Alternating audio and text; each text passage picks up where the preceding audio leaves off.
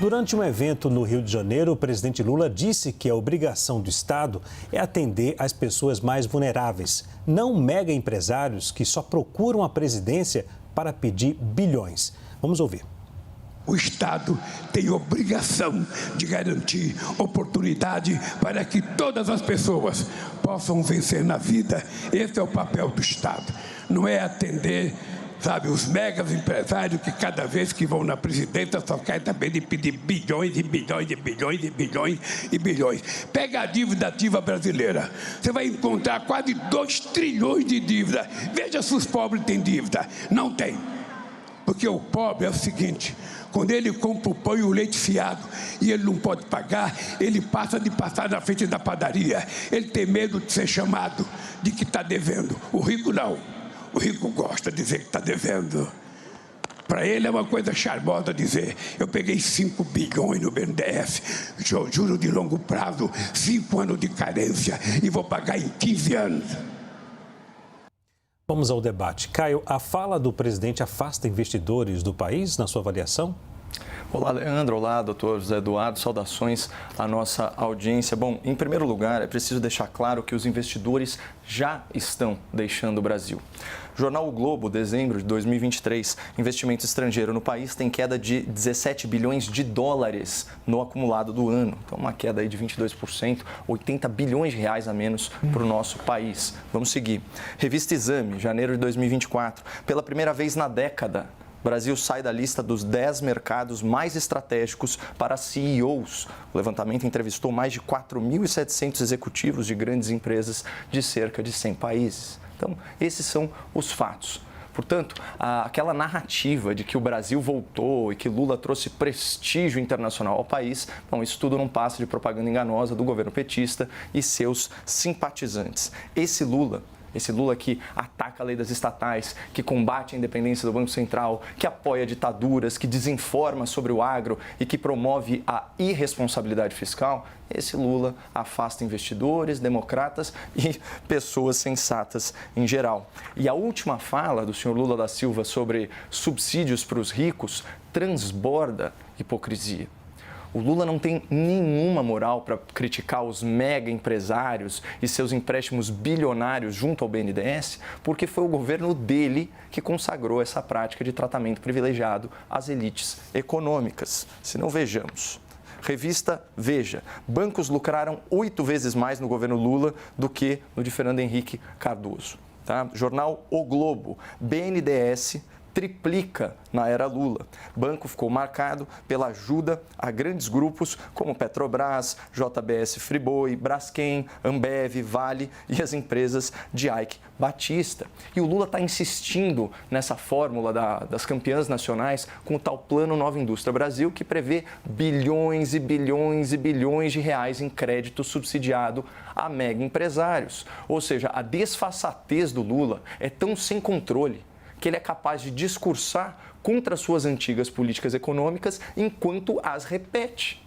E vamos lembrar que não é de hoje que o Lula abusa do seu cargo para criticar quem toma risco, quem emprega e quem empreende. Agora mesmo, em janeiro de 2023, o petista afirmou, aspas, o empresário não ganha muito dinheiro porque ele trabalhou. Ele ganha muito dinheiro porque os trabalhadores dele trabalharam. Fecha aspas. Aqui numa análise superficial, a frase do Lula pode soar até ofensiva, mas talvez o Lula enxergue a atividade empresarial com uma visão de pai. E aqui eu me explico. Quando o Lula se tornou presidente, o seu filho Fábio Luiz, o Lulinha, recebia cerca de R$ 600 por mês como monitor de jardim zoológico. Contudo, no ano que seu pai tomou posse como presidente, o Lulinha, o biólogo, se tornou sócio de uma empresa de videojogos. Empresa essa que recebeu aportes milionários de campanhas de concessão de companhias, aí de concessão pública no ramo da telefonia.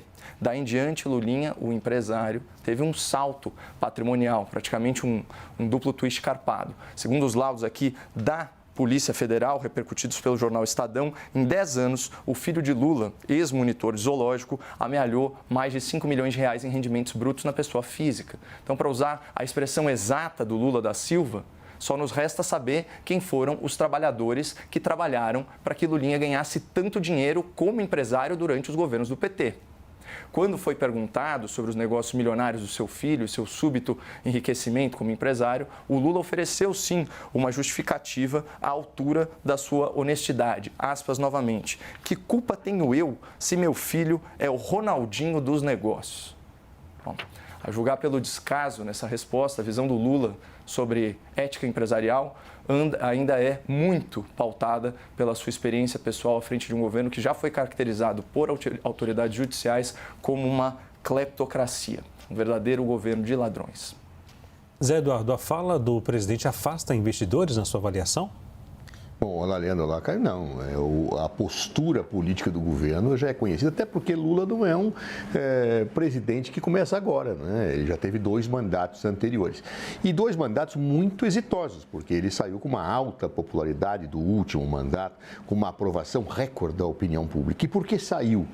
Porque justamente desenvolveu programas que combateram a miséria. Essa é a premissa central do governo. O Salário Família começou quando? Quando ele tomou a dimensão que fez ser qualificado como um dos principais, se não o principal programa social desenvolvido no planeta. Quantos milhões de brasileiros saíram da linha da miséria durante os 2 governos do presidente Lula? Milhões, isso é comprovado, é indiscutível, não é? Ou seja, o Brasil retomou uma marcha econômica importante. Então, o que o Lula quer dizer com isso?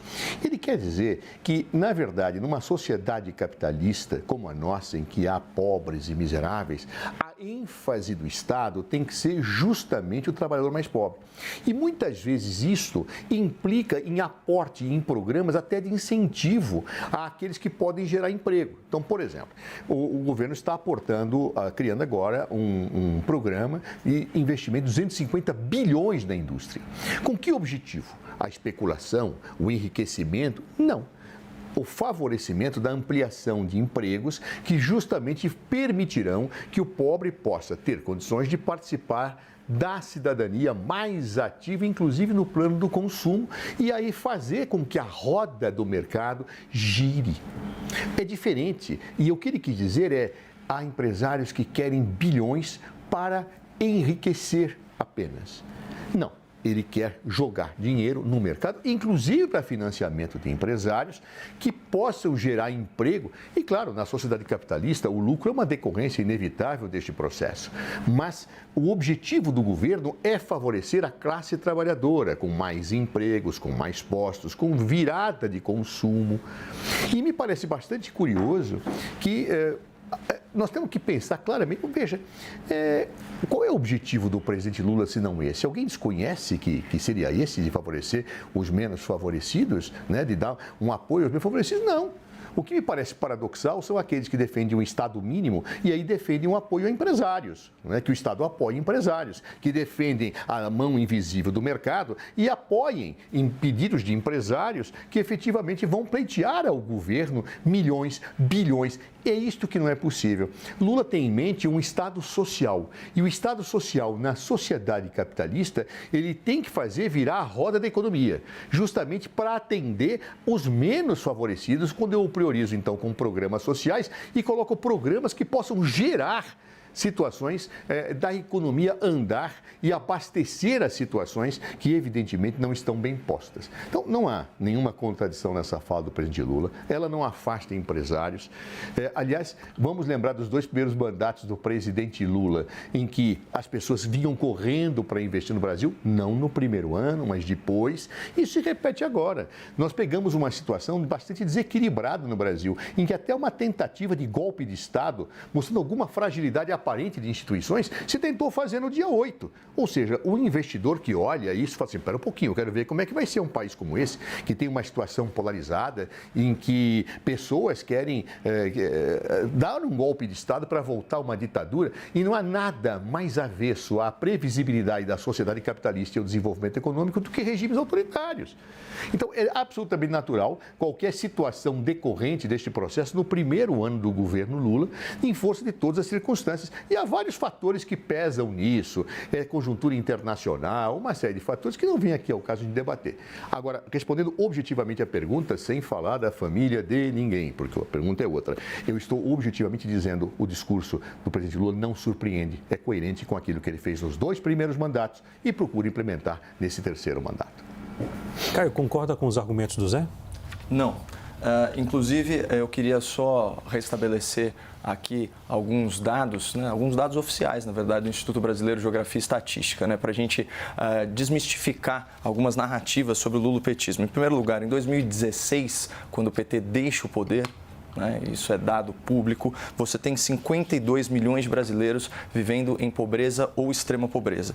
Em 2017, 2018, quando é feita a pesquisa de orçamento familiar, né, chega-se à conclusão que em 2004, né, quando o PT assume o poder, você tinha uma situação de 34% dos lares brasileiros com algum grau de insegurança alimentar e na ressaca do governo Dilma Rousseff, depois da pior crise econômica da história da nossa República, 36% dos lares têm insegurança alimentar. Portanto, o governo do PT entregou o país pior do que deixou.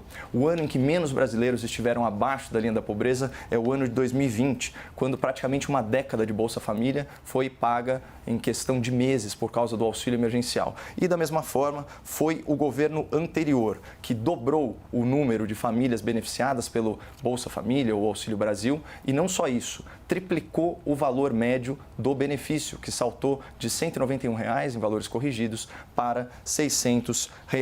Restabelecida aqui a realidade, vamos dizer assim, numérica, né, de quem realmente se colocou o pobre no orçamento, vamos a um caso específico com base na frase do Lula. Ele disse que o papel do Estado não é atender mega empresários. Na verdade, ele disse o seguinte: tem gente que não precisa do Estado, mas tem muita gente que precisa, e é para essa gente que o Estado precisa existir. O Estado tem a obrigação de garantir oportunidade para que todas as pessoas possam vencer na vida. Esse é o papel do Estado, não é para atender a mega empresários. Agora, qual a realidade, né, pelo menos dos antigos governos Lula? Vamos pegar um caso específico, o caso da Odebrecht, que eu já citei no outro comentário.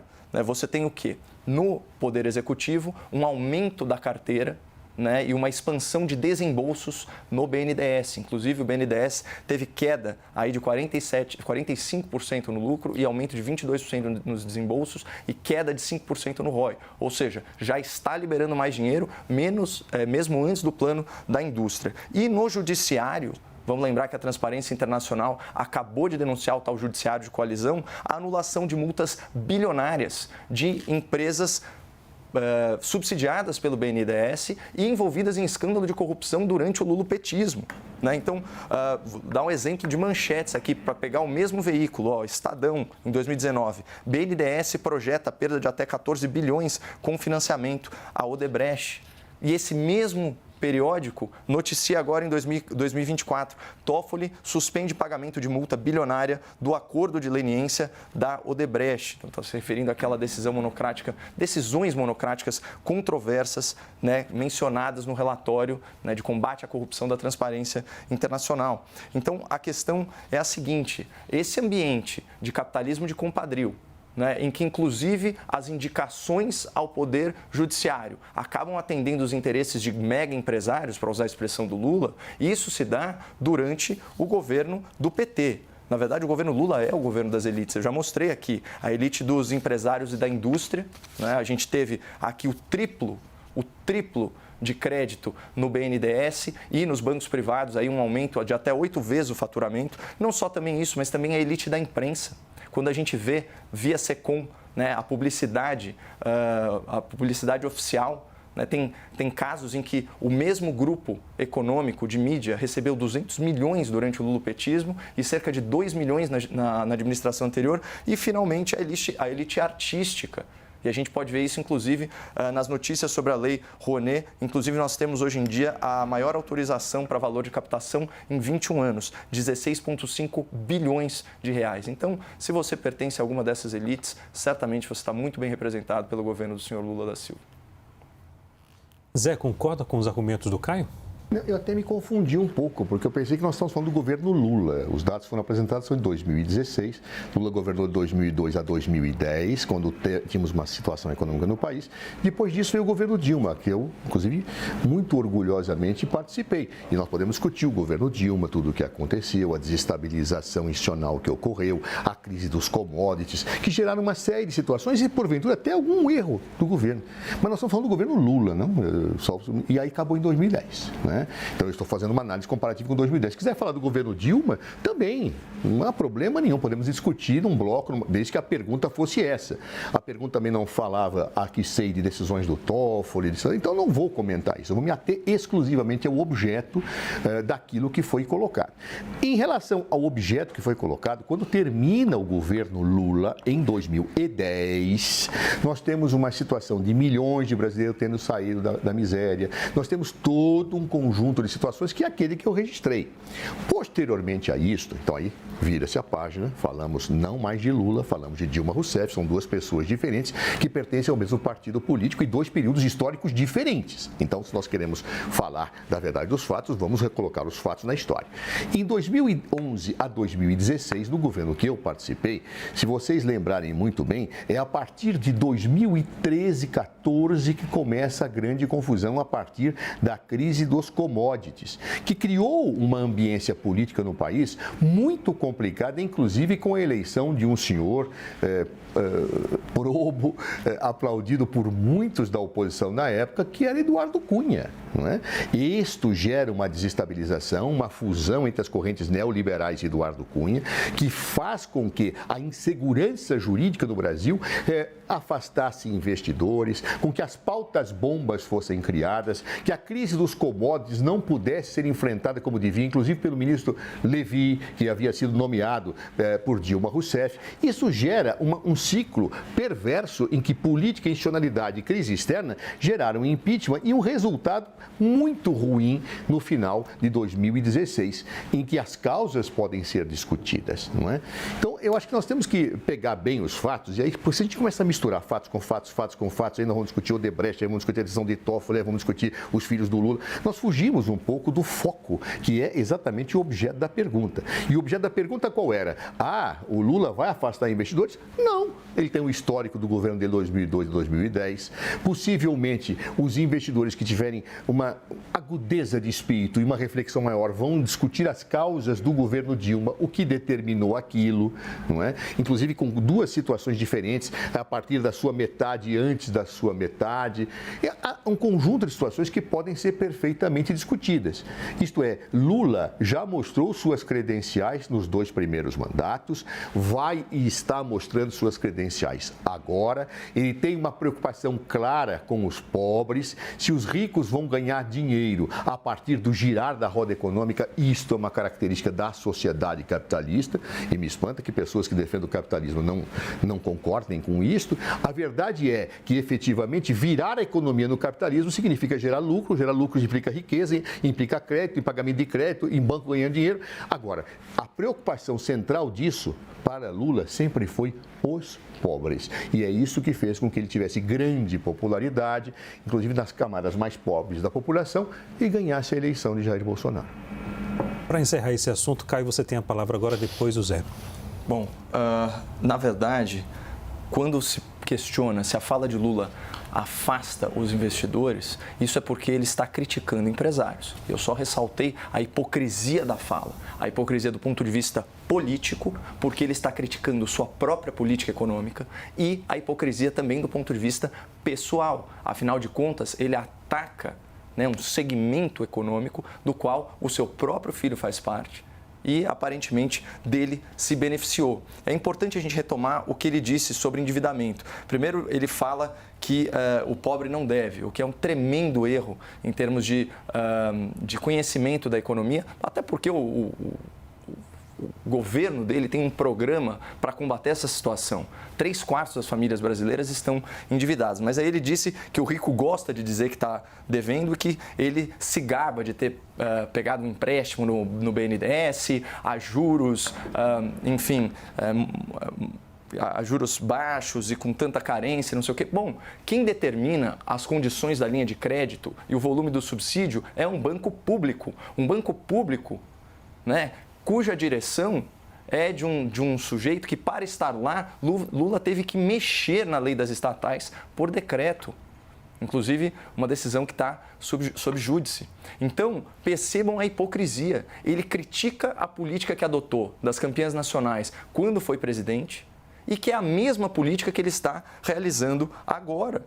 Então, é nesse sentido que a minha crítica se encaixa e por isso também trazer à baila a questão do judiciário, porque esse tipo de insegurança jurídica em que quando você é uma empresa parceira do governo, você consegue inclusive, né, com decisões controversas e monocráticas, a anulação de multa ou a suspensão, perdão, de multas bilionárias, isso assusta investidores sérios, tanto que eu já dei os dados. São 17 bilhões de dólares a menos, 80 bilhões de dólares a menos no governo Lula. Isso não é uma consequência de questões internacionais, mas sim das próprias ações do Lula durante o seu primeiro ano de mandato. Zé, você tem a palavra agora. Eu também não sei se eu continuo entendendo bem. Pelo que eu entendi, o Caio estava se referindo ao BNDES. Agora, o BNDES define tudo isso que ele falou, ele define taxa de juros, etc. Não, me desculpe.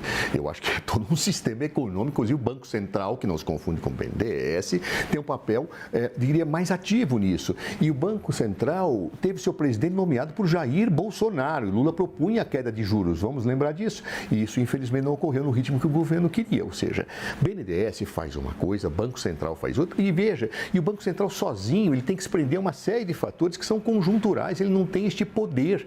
Não estou falando de BNDES, estou falando de Banco Central, este sim tem um papel central naquilo que foi narrado há pouco. Então vamos olhar a realidade como ela é. O governo tem uma preocupação social, para atingir sua preocupação social ele tem que investir na economia. A questão dos juros é definida não pelo BNDES e nada disso, é definida pelo Banco Central, cujo presidente não foi nomeado por Lula. O BNDES desenvolve projetos de investimento, tendo em vista o quê? Diz Lula, não aqueles empresários que querem pedir dinheiro para se locupletar, para ganhar e para dizer que tomaram dinheiro barato do governo, não. O BNDES está olhando sob a presidência de Aloysio Mercadante, que é um homem experiente e competente, a perspectiva de que se invista onde vai gerar emprego, vai gerar coisas. Os empresários que fizerem isso vão ganhar dinheiro? Vão, é a regra do capitalismo. Não é? Talvez um socialista recriminasse isso, mas um capitalista fala, não, é bom que o empresário ganhe dinheiro, que tenha juros baratos. Não é bom para aquele capitalista que defende o Estado mínimo, porque aí não podia ter nada, a mão invisível do mercado a tudo resolve, não é verdade? Mas o governo Lula tem uma preocupação social e todos os programas, inclusive de desenvolvimento econômico, têm esta dimensão. É disso que estamos falando. Então, não podemos superestimar o papel do BNDES. O Banco Central é quem cuida de muita coisa. E nem o Banco Central tem essas rédeas todas na mão que foram descritas.